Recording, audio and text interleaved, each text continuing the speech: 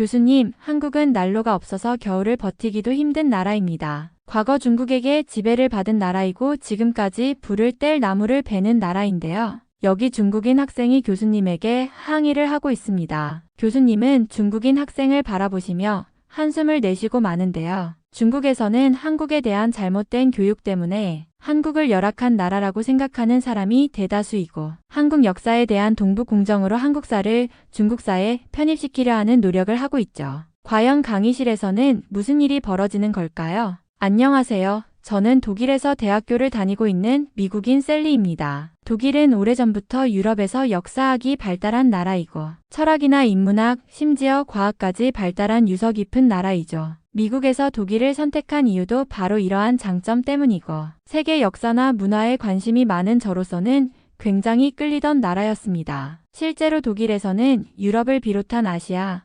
아프리카 등 다양한 곳에서 온 친구들을 만났고 여러 나라의 문화들을 경험하면서 새로운 지식을 머릿속에 넣을 수 있었습니다. 확실히 저는 다양한 생각을 접할 수 있는 독일이 좋았고 미국보다 더욱 학구적인 분위기라는 느낌을 받게 되었죠. 미국과 독일의 거리가 가깝지는 않지만 부모님께서 생활비를 지원해 주시기로 약속해 주셨기 때문에 저는 마음 편히 유학 생활을 즐길 수 있었습니다. 그리고 저는 중국인 친구 왕일원과 친하게 지내게 되었고 왕일원은 저에게 아시아에 관한 정말 많은 정보를 알려주더라고요. 요새 아시아에 대해 관심이 많은 사람이 늘고 있었고 저 또한 아시아 여행을 가보고 싶다는 생각을 늘상 했었기 때문에 왕일원에게 더욱 호감이 가더라고요. 아시아풍의 음악이나 음식, 패션 등 세계를 아시아가 선도하고 있잖아요. 실제로 왕일원은 역사나 문화에도 해박한 지식을 가지고 있었기 때문에 저에게 많은 도움과 힘이 되어 주었습니다. 저를 비롯한 다른 친구들도 왕일원에게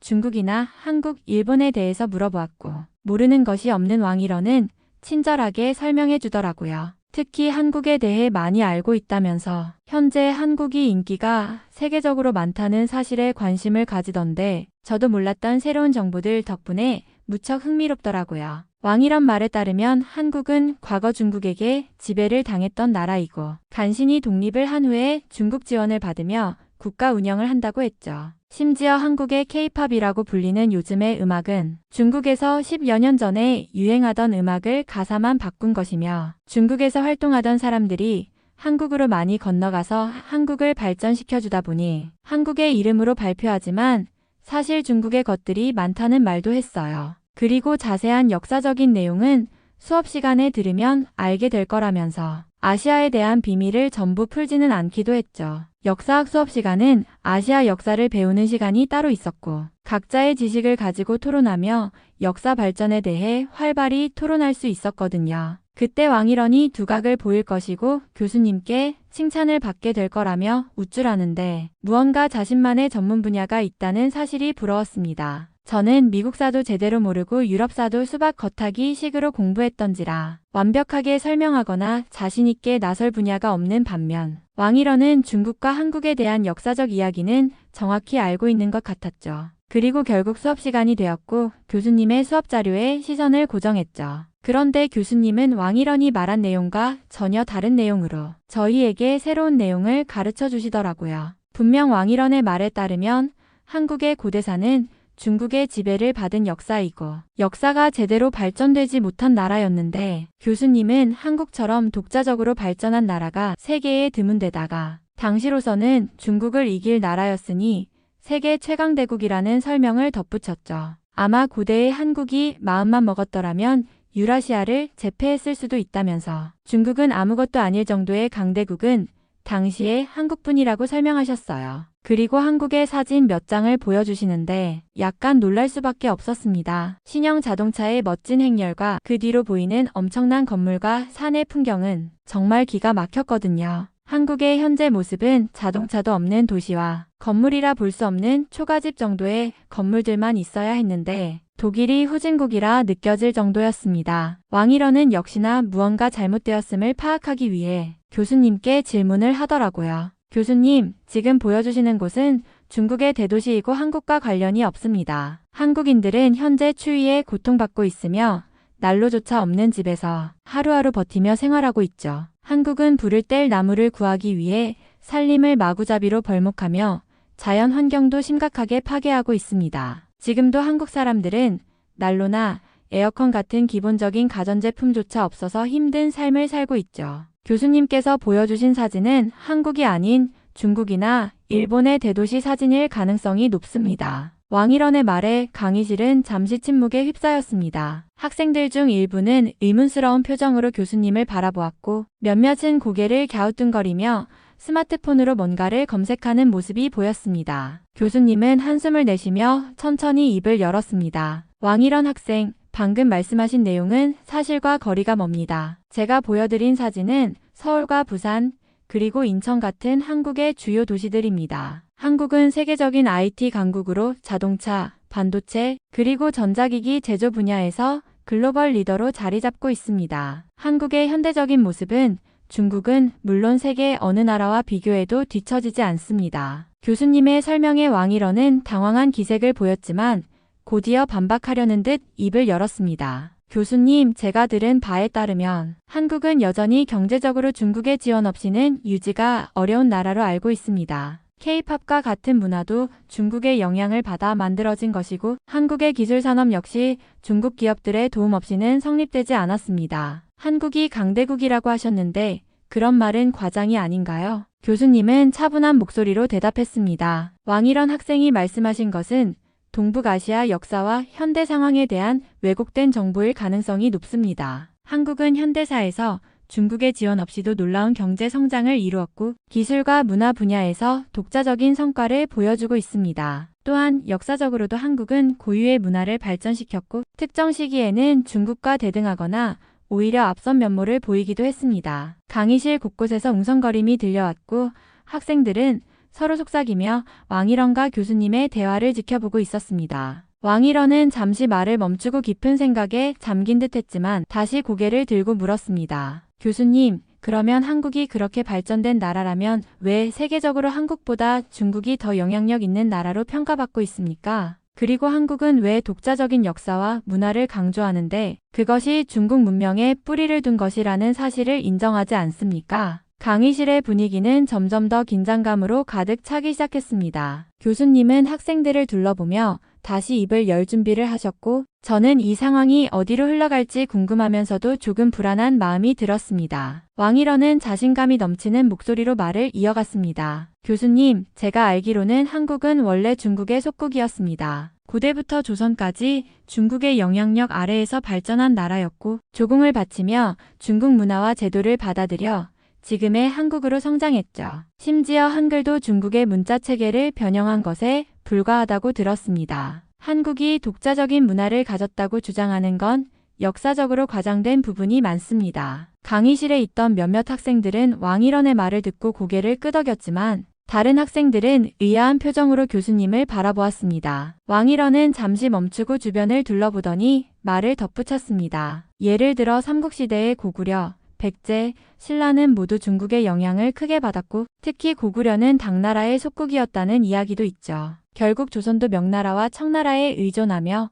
왕권을 유지했고 20세기에 들어서야 독립을 간신히 이루었는데 그것도 일본의 패망 덕분이었습니다. 제가 중국에서 배운 바로는 한국은 중국의 역사적 배경 없이는 존재할 수 없는 나라라는 결론이었습니다. 왕일원의 말이 끝나자 강의실은 다시 조용해졌습니다. 학생들 중 몇몇은 스마트폰으로 검색하거나 메모를 적었고 다른 이들은 교수님의 반응을 기다리며 기대 어린 눈빛으로 바라보았습니다. 교수님은 잠시 깊은 숨을 들이마신 후 부드럽지만 단호한 목소리로 말씀하셨습니다. 왕일원 학생, 역사에 대한 견해는 다양할 수 있습니다만 지금 말씀하신 내용은 중국의 역사 교육에서 강조되는 일방적인 해석에 불과합니다. 한국은 고대부터 독립적인 국가 체계를 유지하며 독창적인 문화를 발전시켰습니다. 특히 고구려는 당나라와 대등하게 싸운 강력한 국가였고 삼국은 중국과는 다른 독자적인 정치, 문화, 종교 체계를 갖고 있었습니다. 교수님은 이어서 한국의 역사적 독립성을 강조하는 여러 예를 제시했습니다. 한글 또한 조선시대에 세종대왕이 창제한 고유의 문자로 세계적으로 인정받는 과학적이고 독창적인 문자 체계입니다. 그리고 조선은 명나라와 청나라의 영향력 속에서도 독자적인 철학과 제도를 발전시켜 나갔습니다. 한국사를 중국사에 편입시키려는 시도는 동북공정과 같은 현대적인 정치적 의도에서 나온 주장일 가능성이 큽니다. 교수님의 설명이 이어지자 강의실의 분위기는 조금씩 달라졌습니다. 몇몇 학생들은 고개를 끄덕이며 이해하는 듯 했고 왕일원은 약간 당황한 표정을 지으면서도 다시 반박할 준비를 하는 듯 보였습니다. 하지만 교수님, 그렇다면 왜 중국 역사 기록에 한국이 중국의 일부처럼 언급된 사례가 많습니까? 예를 들어 고구려나 발해 같은 나라는 중국의 지방으로 기록된 부분이 있지 않습니까? 왕일원의 질문이 끝나자 강의실의 긴장감은 더욱 고조되었습니다. 교수님은 왕일원의 말을 차분히 듣고 나서 다시 말씀하셨습니다. 그 부분은 고대 제국들의 특성상 주변국을 자신들의 속국이나 지방으로 묘사하려는 경향 때문입니다. 그러나 실제로 고구려나 발해는 독립적인 왕국으로 존재했으며 그들의 정치적 중심은 중국이 아닌 한반도와 만주 지역에 있었습니다. 역사는 서로 다른 관점에서 해석될 수 있지만 그것이 역사적 사실 자체를 왜곡하는 이유가 될 수는 없습니다. 강의실은 교수님의 답변을 경청하며 더 깊은 토론의 장으로 들어갈 준비를 하고 있었습니다. 교수님의 설명이 이어지자 저는 그 자리에서 마치 머리를 망치로 맞은 듯한 충격을 받았습니다. 그동안 왕일원이 한국에 대해 했던 이야기는 제가 믿었던 사실과 너무나 달랐고 이제야 제가 잘못된 정보를 얼마나 무비판적으로 받아들였는지 깨닫게 된 거죠. 왕일원은 늘 자신감 넘치게 한국이 중국의 속국이라고 말했었고 한글조차 중국 문자를 변형한 것이라고 주장했기에 저는 그 이야기를 사실로 받아들이고 있었습니다. 그런데 교수님이 한국사를 설명하면서 하나하나 명확한 증거를 제시하자 저는 놀라움과 동시에 약간의 부끄러움을 느꼈습니다. 한국이 고대의 세계 최강대국 중 하나였다고요? 저는 속으로 혼잣말을 하며 교수님의 이야기를 되새겼습니다. 고구려가 당나라와 대등하게 싸웠다니 그리고 한글이 세종대왕이라는 사람이 발명한 완전히 새로운 문자라고. 이건 대체 어떻게 된 일이지? 왕일원의 주장과는 너무나 다른 사실들이 이어졌습니다. 고구려가 중국의 속국이 아니라 오히려 당시 중국 왕조인 수와 당을 압도하는 전쟁력을 가졌다는 설명에 저는 믿기 어려운 기분이 들었습니다. 제가 배운 유럽사에서도 고구려와 같은 나라에 대해 들어본 적이 없었는데 그들이 유라시아의 중심에서 그렇게 강력한 존재감을 가지고 있었다는 점이 경이로웠습니다. 그리고 한글 이야기에서는 제 입을 다물 수 없었습니다. 제가 그동안 알지 못했던 한글의 창제 원리와 과학적 우수성은 독일에서도 전혀 들어보지 못했던 내용이었습니다. 교수님은 한글이 단순히 문자가 아니라 문맹 퇴치와 평등한 소통을 위해 설계된 혁신적인 문자라고 설명하셨습니다. 이런 독창성과 실용성을 지닌 문자가 중국의 영향을 받은 것일 리 없다는 사실이 명확해졌습니다. 그럼 내가 믿고 있던 건 다 뭐였지? 저는 머릿속에서 계속 되뇌었습니다. 왕일원이 그토록 확신에 차서 이야기했던 것들이 이제는 의심스러워지기 시작했습니다. 혹시 그도 자기가 배운 교육체계 안에서 나온 편견을 사실로 믿고 있었던 것은 아닐까? 아니면 의도적으로 왜곡된 정보를 전달한 걸까? 수업이 계속 진행되는 동안 저는 왕일원의 반응도 살폈습니다. 그는 여전히 당황한 표정으로 교수님을 쳐다보고 있었지만 더 이상 강하게 반박하지는 못했습니다. 저 또한 마음속에서 점점 복잡한 감정이 일어났습니다. 분노와 혼란, 그리고 새로운 사실을 알아가는 흥분이 섞여 있었죠. 한국이라는 나라가 이렇게 놀라운 역사를 가지고 있었다니 나는 왜 그걸 이제야 알게 된 걸까?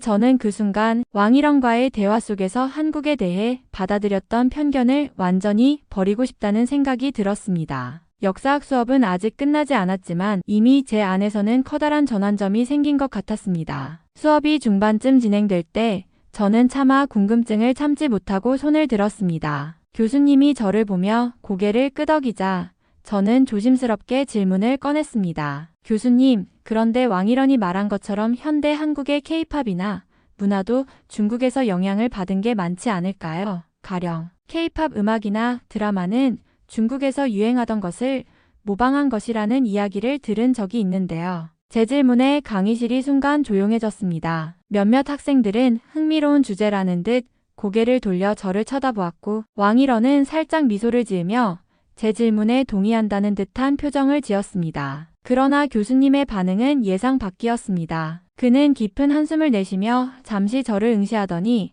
답답한 듯 고개를 젓고는 단호한 목소리로 말씀하셨습니다. 셀리, 그건 아주 흔한 오해입니다. K-팝은 한국에서 독자적으로 발전한 현대 문화입니다. 물론 모든 문화는 서로 영향을 주고받는 것이 사실입니다. 하지만 K-팝의 근본적인 창의성과 세계적인 인기는 한국 사람들이 스스로 만들어낸 독창적인 시스템과 노력의 결과물입니다. 교수님은 강의 자료를 넘기며 현대 한국 문화를 설명하기 시작했습니다. 한국은 전통 음악인 판소리에서부터 시작해 서양의 대중음악을 수용하면서도 자신들만의 독특한 색깔을 입혔습니다. 그 결과물이 바로 K-팝입니다. K-팝은 단순히 음악이 아니라 퍼포먼스, 패션, 콘텐츠 제작, 그리고 팬 문화까지 모두 통합된 시스템입니다. 이는 한국의 기업과 예술가들이 오랜 시간 동안 노력해 만들어낸 것입니다. 그러더니 교수님은 어딘가 짚어낼 듯한 표정을 짓더니 이렇게 말씀하셨습니다. 게다가 언어적인 측면에서도 한국과 중국은 완전히 다릅니다. 한국어는 어순이 주어 목적어 동사 구조를 따르지만 중국어는 주어 동사 구조를 따릅니다. 기본적인 사고방식부터 다른 두 언어를 동일 선상에 놓고 모방이라고 주장하는 건 비논리적입니다. 저는 교수님의 설명을 들으며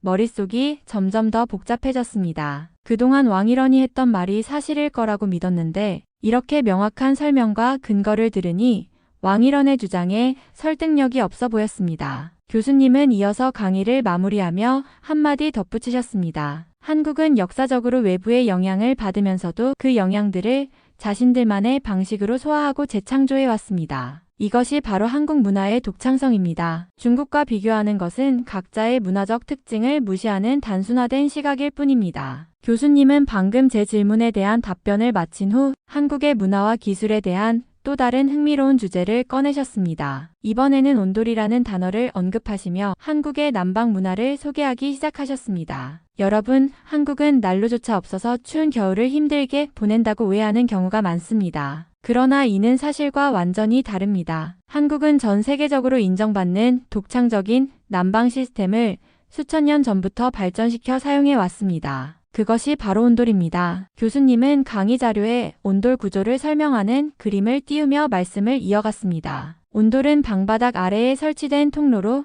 불을 지펴 그 열기가 바닥 전체를 데우는 방식입니다. 이 시스템은 고대부터 시작되어 현대 건축에도 응용되고 있으며 바닥 난방 기술의 원조라고 할 수 있습니다. 온돌은 단순히 집을 따뜻하게 하는 것만이 아니라 건강에도 긍정적인 영향을 미칩니다. 따뜻한 바닥은 몸을 편안하게 하고 혈액순환을 도와줍니다. 학생들의 표정에서 흥미로움이 묻어나기 시작했습니다. 저 역시도 한국의 난방 방식이 이토록 체계적이고 혁신적이었다는 점에 크게 놀랐습니다. 교수님은 한 장의 슬라이드를 넘기며 말씀하셨습니다. 현재 온돌 시스템은 전 세계적으로 주목받고 있으며 서구에서도 바닥 난방 기술로 채택되고 있습니다. 한국의 온돌은 단순한 난방 기술이 아닙니다. 이는 환경 친화적이며 에너지 효율이 매우 높습니다. 유럽이나 북미에서 사용되는 라디에이터 방식보다 훨씬 우수하죠. 추운 겨울에도 온돌이 있으면 실내가 마치 봄날처럼 따뜻해집니다. 강의실 뒤편에서 누군가 작은 감탄사를 내뱉었고 저도 고개를 끄덕였습니다. 한국의 온돌 문화는 단순히 난방 방식을 넘어 집 안에서 사람들의 생활 방식을 형성한 중요한 요소라는 것을 깨달았습니다. 교수님은 설명을 마무리하며 덧붙이셨습니다. 온돌은 단순히 난방 기술을 넘어 한국인의 삶의 방식과 철학을 반영합니다. 따뜻한 바닥 위에서 가족들이 함께 모여 시간을 보내고 건강을 지키며 삶의 질을 높였죠. 한국의 온돌은 과거에도 위대했지만 현대 기술과 결합해 지금도 세계적으로 인정받고 있는 놀라운 문화적 유산입니다. 그 순간 저는 한국이 단순히 발전된 현대 기술을 가진 나라일 뿐만 아니라 과거부터 독창적인 아이디어와 문화를 만들어 온 나라라는 것을 실감했습니다. 한국에 난로가 없다는 말은 얼마나 어리석은가 라고 속으로 외치며 온돌에 대한 더 깊은 흥미가 생기기 시작했습니다. 교수님의 온돌에 대한 설명이 끝나자마자 왕일원이 손을 번쩍 들었습니다. 어쩐지 표정이 불만으로 가득 차 보였는데 그는 자리에서 일어나 이렇게 말했습니다. 교수님, 그런데 온돌은 사실 중국에서 시작된 난방 방식 아닙니까? 한국은 중국 문화를 가져다 쓴 경우가 많으니 이 또한 중국의 영향 아래에 있는 것이라고 봐야 합니다. 왕일원의 말에 강의실 분위기가 약간 술렁였습니다. 몇몇 학생들은 놀란 표정을 지었고 다른 이들은 은근히 흥미로운 상황을 기대하며 지켜보는 듯 했습니다. 저 역시 그의 주장에 다시 혼란스러워지기 시작했지만 교수님은 놀라지도 않으신 듯 차분하게 왕일원을 바라보며 입을 여셨습니다. 왕일원 학생, 온돌이 중국에서 시작되었다는 주장은 역사적 사실과는 거리가 멉니다. 중국의 난방 방식은 전통적으로 캉이라고 불리는 침상형 난방 시스템을 사용해 왔습니다. 캉은 방 전체가 아니라 사람이 누워있을 침상 부분만을 데우는 방식이죠. 이것은 한국의 온돌과는 구조적으로도 사용 방식에서도 완전히 다릅니다. 교수님은 말하며 다시 슬라이드 화면을 넘겨 중국 캉과 한국 온돌의 구조를 비교하는 그림을 띄우셨습니다. 캉은 침상 위에서 생활하는데 적합하게 설계된 반면 온돌은 방 전체를 데우고 바닥 위에서 생활하는 문화를 중심으로 발전했습니다. 두 방식은 난방을 위해 불을 사용한다는 공통점은 있지만 철학적으로나 기술적으로나 다른 발명품입니다. 왕일원의 표정이 점점 어두워지는 것이 느껴졌습니다. 그는 교수님의 말을 끊고 목소리를 높였습니다. 그렇다 해도 온돌은 중국 문화에서 영감을 받은 것이라고 생각합니다. 한국은 항상 중국을 따라했으니까요. 교수님은 그 말을 듣고 살짝 한숨을 내쉬며 다시 차분하게 대답하셨습니다. 왕일원 학생, 각 문화는 서로 영향을 주고받지만 그렇다고 해서 하나가 다른 하나를 모방했다고 단정짓는 것은 위험한 일반화입니다. 온돌은 한국의 지형과 기후, 생활 방식에 맞춰 독자적으로 발전한 기술입니다. 오히려 중국에서는 캉 이외에도 지역별로 다른 난방 방식을 많이 사용했죠. 중국 북방 지역의 벽난로나 화로 방식은 온돌과는 완전히 다른 형태였습니다. 왕일원은 더 이상 참을 수 없다는 듯 자리에서 벌떡 일어났습니다. 교수님, 저는 이 논의가 공정하지 않다고 생각합니다. 한국은 분명 중국 문화를 받아들인 나라입니다. 그걸 부정하려 한다면 이 수업이 무슨 의미가 있겠습니까? 그렇게 말하고는 강의실 문을 열고 나가버렸습니다. 강의실에는 정막이 흘렀고 학생들은 서로를 쳐다보며 당혹스러운 표정을 지었습니다. 교수님은 한숨을 내쉬며 강의실을 한 바퀴 둘러보신 뒤 이렇게 말씀하셨습니다. 여러분, 역사와 문화는 단순히 한쪽의 주장만으로 평가될 수 없습니다. 우리는 각 문화를 이해하고 존중하며 객관적인 자료를 기반으로 논의해야 합니다. 그러니 왕일원 학생의 감정적인 반응에 휘둘리지 말고 우리가 배운 것을 토대로 각자 자신의 생각을 정리해 보길 바랍니다. 그 말을 들으며 저는 교수님의 깊은 인내와 객관적인 태도에 감탄했습니다. 동시에 왕일원의 주장에 설득되지 않았다는 제 자신이 조금 안심이 되기도 했습니다. 한국에 대해 더 알아가고 싶은 마음이 더욱 강해지는 순간이었습니다. 수업이 끝난 뒤 저는 더 이상 호기심을 억누를 수가 없었습니다. 교수님이 강의실을 정리하시는 동안 조심스럽게 다가가 말씀드렸습니다. 교수님, 수업 중에 왕일원 학생이 했던 주장과 교수님이 말씀하신 내용이 너무 다르게 느껴졌습니다. 한국의 역사와 문화에 대해 더 알고 싶어서 여쭤보려고 왔습니다. 교수님은 살짝 미소를 지으며 고개를 끄덕이셨습니다. 좋은 질문이군요. 한국의 역사와 문화는 그 자체로도 매우 독특하고 흥미로운 요소가 많습니다. 시간을 내어 이렇게 찾아오는 건 정말 칭찬받을 만하네요. 어떤 부분이 가장 궁금한가요? 저는 잠시 고민하다가 이렇게 물었습니다. 왕일원은 한국이 중국의 영향을 많이 받았다고 주장했지만 수업에서는 한국이 독자적인 역사를 만들어 왔다고 하셨잖아요. 그런 점에서 한국의 특별함이 어떤 부분에서 드러나는지 알고 싶습니다. 교수님은 의자에 앉으며 깊은 숨을 내쉬더니 본격적으로 말씀을 시작하셨습니다. 한국은 여러 강대국들 사이에서 독립적인 정체성을 유지하며 발전한 나라입니다. 한반도는 지정학적으로 중국, 일본, 몽골, 그리고 러시아와 가까이 위치했지만 자신들만의 문화를 끊임없이 창조하고 지켜냈습니다. 예를 들어 한국은 삼국시대부터 뛰어난 건축과 예술, 그리고 철학을 발전시켰습니다. 한글만 보더라도 얼마나 독창적인 민족인지 알 수 있죠. 저는 그 순간 한글이요? 라고 되물었습니다. 교수님은 웃으시며 한 장의 종이를 꺼내셨습니다. 한글은 한국의 세종대왕이 15세기에 창제한 문자입니다. 당시의 대부분의 국가들은 기존의 문자를 차용했지만 세종대왕은 백성들이 배우기 쉽고 쓰기 편한 문자를 만들고자 했죠. 한글은 과학적으로 설계된 문자체계로 세계 언어학자들로부터 가장 완벽한 문자로 평가받기도 합니다. 저는 감탄하지 않을 수 없었습니다. 정말 놀랍네요. 한국인들이 자국민을 위해 문자까지 직접 만들었다니요. 교수님은 미소를 띠며 고개를 끄덕이셨습니다. 그뿐만이 아닙니다. 조선시대에는 과학기술도 매우 발달했는데 예를 들어 거북선과 같은 군사기술, 그리고 치구기와 같은 기상 관측 도구는 세계적으로도 굉장히 앞선 것이었습니다. 그리고 한국은 단순히 기술적 발전뿐만 아니라 유교적 가치를 바탕으로 윤리와 철학을 중시하며 정치와 사회를 운영했죠. 그 순간 저는 한국의 역사와 문화가 단순히 강대국의 영향을 받은 수준이 아니라 독자적으로 빛을 발한 요소들이라는 점을 강하게 느꼈습니다. 그렇다면 교수님,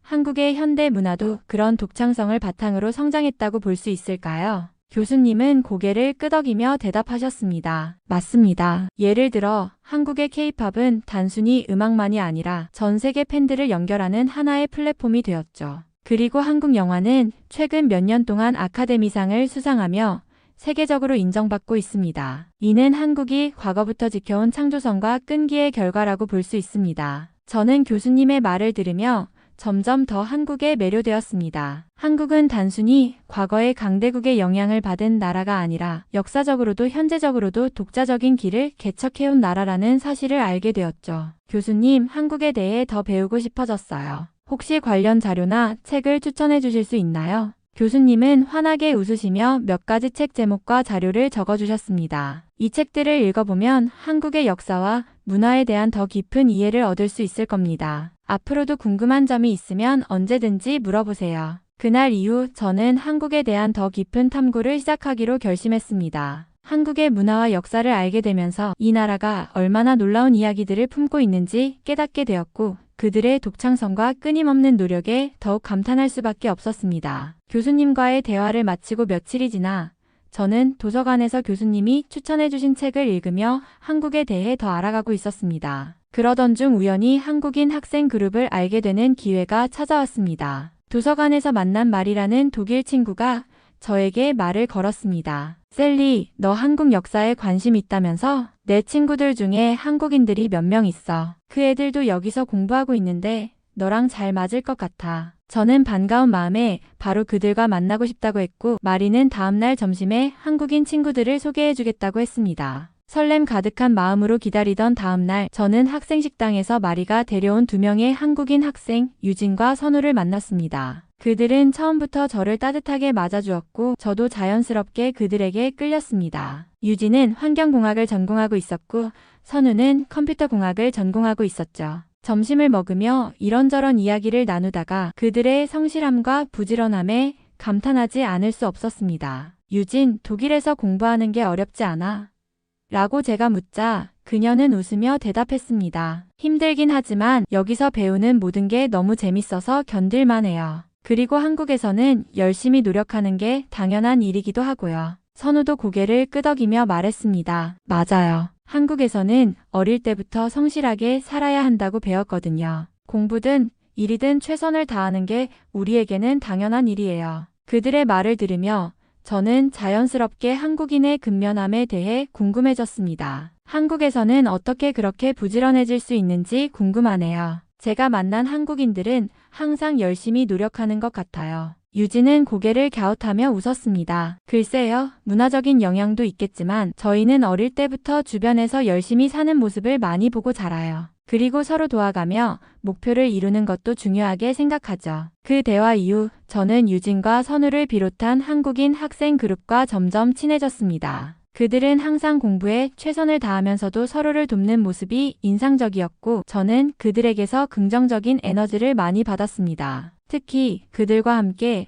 프로젝트를 하게 되었을 때 저는 그들의 협력적인 태도와 철저한 준비성에 다시 한번 감동했습니다. 프로젝트 회의에서 그들은 항상 시간을 지키고 각자 맡은 부분을 완벽하게 준비해 왔습니다. 마치 작은 디테일 하나도 허투루 넘기지 않는 모습은 제게 깊은 인상을 남겼습니다. 프로젝트가 끝난 뒤 저는 그들에게 이렇게 말했습니다. 정말 놀라워요. 여러분 덕분에 프로젝트가 이렇게 성공적으로 끝난 것 같아요. 한국인들의 성실함과 협력적인 태도에 감탄했어요. 유진과 선우는 쑥스러운 듯 웃으며 대답했습니다. 셀리도 우리랑 잘 맞춰줘서 고마워요. 앞으로도 자주 같이 공부하거나 이야기 나누자. 그 후로 저는 한국인 친구들과 시간을 보내며 그들의 부지런한 태도와 따뜻한 성격에 흠뻑 빠져들었습니다. 한국 음식도 함께 먹으러 다니고 그들의 문화를 배우는 시간이 점점 더 소중하게 느껴졌죠. 저는 이제 단순히 한국의 역사와 문화를 공부하는데 그치지 않고 그 나라 사람들의 정신과 가치를 이해하고 배우고 싶다는 열망을 품게 되었습니다. 성실하고 따뜻한 그들의 모습은 제게 큰 영감을 주었고 제 삶에도 긍정적인 영향을 끼쳤습니다. 한국인 친구들과 교류하면서 한국의 역사와 문화에 대해 점점 더 깊이 빠져들게 되었습니다. 처음에는 단순한 호기심에서 시작된 관심이었지만 이제는 제 인생의 목표가 될 만큼 큰 열망으로 바뀌었습니다. 저는 한국의 역사학자가 되고 싶다는 결심을 하게 되었습니다. 그 꿈을 스스로 깨달았을 때 마치 새로운 세상의 문을 여는 느낌이었습니다. 한국의 역사는 단순히 과거의 이야기가 아니라 현재에도 여전히 영향을 미치는 살아있는 유산처럼 느껴졌습니다. 교수님이 수업에서 설명하셨던 한국의 독창적인 문화와 정치적 발전에 대한 이야기들은 제게 큰 감동을 주었습니다. 특히 한국 시민들이 민주주의를 지키기 위해 싸운 역사에 대해 배우면서 그들의 의지와 결단에 큰 경의를 표하게 되었습니다. 그 감동은 수업에만 그치지 않았습니다. 한국인 친구들과 함께 시간을 보내며 그들의 성실함과 부지런함, 그리고 문화에 대한 자부심을 가까이에서 느끼게 되었습니다. 그들의 삶의 태도는 저에게 많은 영감을 주었고 저는 그들처럼 살고 싶다는 생각을 하게 되었습니다. 그들의 역사와 문화를 제대로 이해하고 싶다는 열망이 커졌습니다. 이제 저는 한국에 대한 공부를 더 깊게 해나갔습니다. 책과 논문을 읽으며 한국의 역사에 대해 배우고 그들의 문화와 정체성에 대해 깊이 고민했습니다. 한국의 역사에서 고유의 문화를 발전시켜 나가고 외부의 도전 속에서도 자신만의 정체성을 지켜낸 그들의 이야기는 저에게 큰 감동을 주었습니다. 결국 저는 결심을 내렸습니다. 한국에서 직접 그들의 역사를 배우고 연구하고 싶다는 결정을 내리게 되었습니다. 한국의 대학원에 진학해 현지에서 그들의 역사와 문화를 더 깊이 배우고 그것을 체험하고 싶었습니다. 단순히 책이나 이론에서만 접하는 것보다 그 땅에서 직접 느끼고 배우는 것이 중요하다고 생각했습니다. 그 결심을 교수님께 전했을 때 교수님은 제 이야기를 들으시고 따뜻한 미소를 지으셨습니다. 제 결정을 진심으로 축하해 주셨고 한국사에 대한 열정을 지닌 제게 필요한 자료나 추천서를 제공해 주시겠다고 하셨습니다. 그 지원과 격려는 저에게 큰 힘이 되었습니다. 이제 저는 제 꿈이 무엇인지 확실히 알게 되었습니다. 한국의 역사학자가 되어 그들의 위대함과 독창성을 더 많은 사람들에게 알리는 것이 제 목표입니다. 한국의 역사 속에는 과거와 현재를 연결하는 강한 힘이 담겨 있다는 사실을 전 세계가 알 수 있도록 노력할 것입니다. 이 새로운 여정을 시작하는 마음은 정말로 뜨겁고 그 꿈을 이루기 위해 최선을 다할 것입니다. 이번 사연은 여기서 마무리하도록 하겠습니다. 끝까지 시청해주셔서 감사드립니다. 좋아요와 구독은 영상 제작에 큰 힘이 됩니다. 꼭 한 번씩만 눌러주세요. 감사합니다.